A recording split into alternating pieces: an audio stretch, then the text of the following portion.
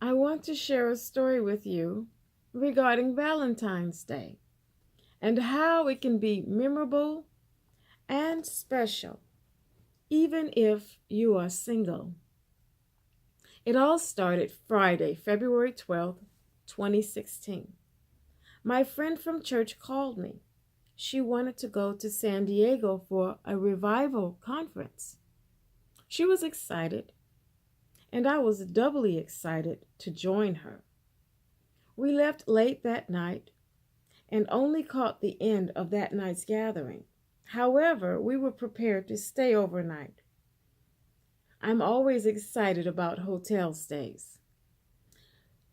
In the morning, Saturday, February 13th, over breakfast, my friend felt impressed to ask me if there were any activities that I enjoyed.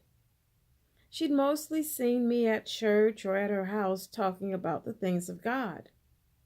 She felt like I should be having some fun and enjoy some social outlets. It was a rather involved discussion, and I finally decided on live music as the most enjoyable activity for me. So, as that discussion concluded, we got on the road and went shopping for snacks. As we walked about a local shopping center in Carlsbad, I got this feeling that I would somehow work in that city or even live there. The expectation was somehow brewing deep within me. As the evening was settling in, we made our way to the revival gathering and joined the rest of the excited bunch in singing praises to God. We were all there to honor Jesus. Such a lively bouquet of believers we were, jumping and shouting and shaking about. We enjoyed the presence of the Lord. At the end, as we were all exiting, my friend shared that she felt I should go back the next night and go alone. At that point, I wasn't the happy camper anymore. I desperately wanted to go, but San Diego is such a long way from where I live. And to make matters worse, I wasn't working, so what little money I had would go to gas. It just made no sense to me. But my friend was adamant that she felt God wanted me to return the next day. I was quietly upset.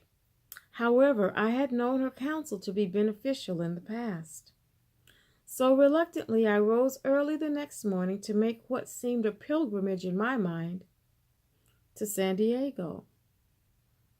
Once I arrived, I became even more discouraged because not only was I broke, but I knew nothing about the area, and I was alone. So I ended up driving on Palomar Airport Road.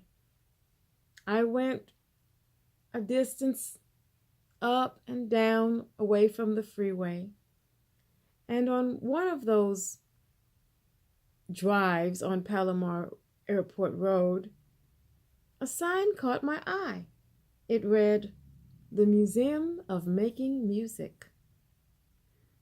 Now the excitement level in me was rising. This was good news. Following the sign, I arrived at the museum. Upon entering, it seemed to be free. However, I found a line and realized I needed to pay. There was a family in front of me. It was a man and his children. I wasn't in the line too long. Before I knew it, the man turned to me and explained that he had purchased tickets for his wife and his kids, but his wife couldn't make it. He offered me the ticket, and I accepted it with much enthusiasm. While walking around the museum and taking selfies with old instruments as my background, I began thinking about how I actually got into this museum. I slowly began to realize what just happened, and the impact of that realization gradually brought me to a place of worshipful silence. It was Valentine's Day, and God had made sure that I got to that museum of making music. And what was so remarkable about this whole event is that He had a ticket waiting for me. I was so pleased and so touched in my heart. God had interrupted my day. He had interrupted my life on Valentine's Day. He had interrupted my life. And He asked me to do something that I was not certain about. He asked me to go to a place that I was not familiar with. And He used a friend. He used a friend to ask me to do that.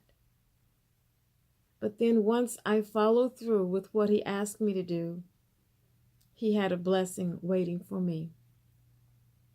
In the past, I have stopped strangers to tell them, Jesus loves you. And when I do, I often feel like I am interrupting their life. It takes a lot of courage to stop a stranger and tell them, Jesus loves you. But when we do, there's a blessing waiting for them if they will receive that love. And there's a blessing waiting for us too.